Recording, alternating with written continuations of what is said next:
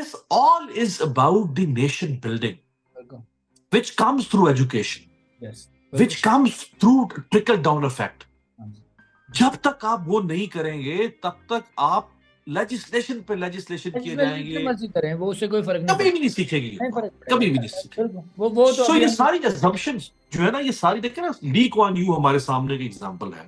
بالکل بہت, میں تو اس کو بہت آئیڈیلائز کرتا ہوں. آپ اگر اسٹڈی کریں سنگاپور کی قوم کو, تو سنگاپور از اے ڈاٹ. اگر جو بندہ آپ کسی کے سامنے میز پہ نقشہ پھیلا دیں اور اسے کہیں کہ سنگاپور ڈھونڈ کے دکھاؤ, اور سنگاپور وہ ڈاٹ پہ انگلی نہیں رکھ سکتا, اس کو پتا نہیں سنگاپور کہاں ہے. بالکل اتنا چھوٹا سا ملک ہے, پدی, اتنی بگڑی ہوئی قوم تھی. وہاں پہ کالونی تھی گورے کی, گورا وہاں پہ عیاشی کے لیے آتا تھا. ریڈ لائٹ ایریاز ٹائپ کی جگہ تھی, کیچڑ تھا, گندگی تھی, کیمپس تھے.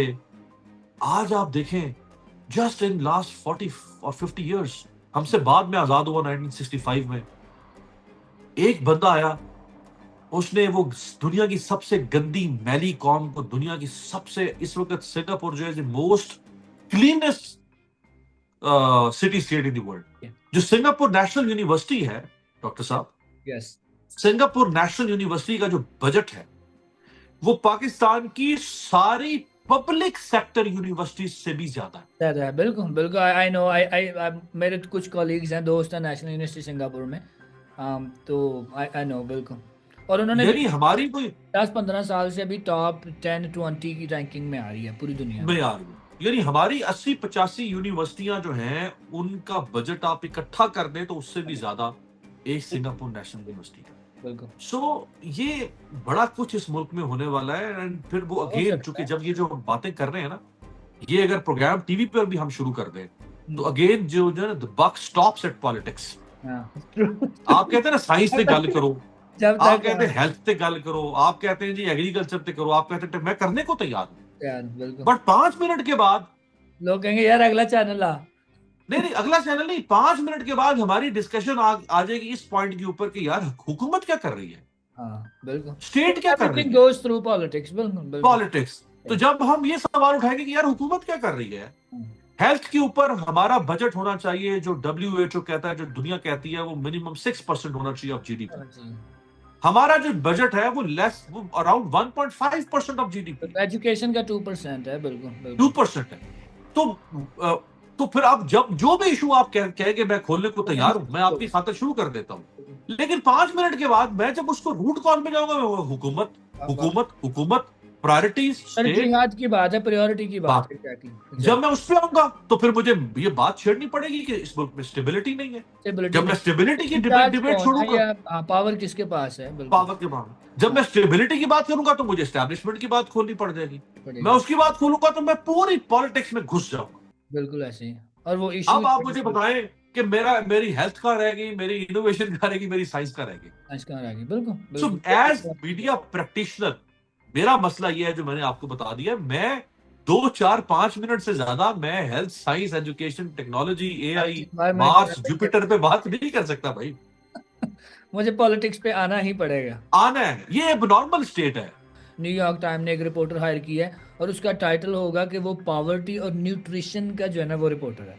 ٹھیک ہے, کہ وہ نیوٹریشن یعنی غذائیت کے اوپر جو ہے نا, آپ کہہ لیں کہ جی ہاں جی آپ کس کی رپورٹنگ کرتے ہیں, جی میں نیوٹریشن کا رپورٹر ہوں. وہ کہیں گے ہیں اے کی ہے. ٹھیک ہے, اس کی وجہ کیا ہے؟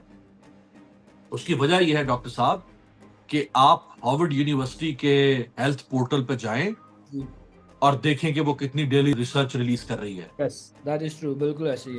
اس نیوٹریشنسٹ رپورٹر کے پاس وہاں کی امریکہ کی 50 یونیورسٹیز ڈیلی اس کو کوئی نہ کوئی رپورٹ, کوئی نہ کوئی ریسرچ ایسی پروڈیوس کر کے دے رہی ہے کہ وہ رپورٹ کرے گا.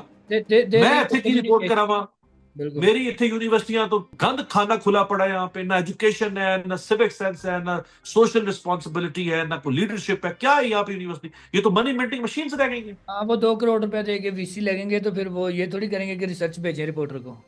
اس ملک میں جو ہے نا وہ it is as a collectively, I mean it's as a collectively you need to work on a lot of things at the same time.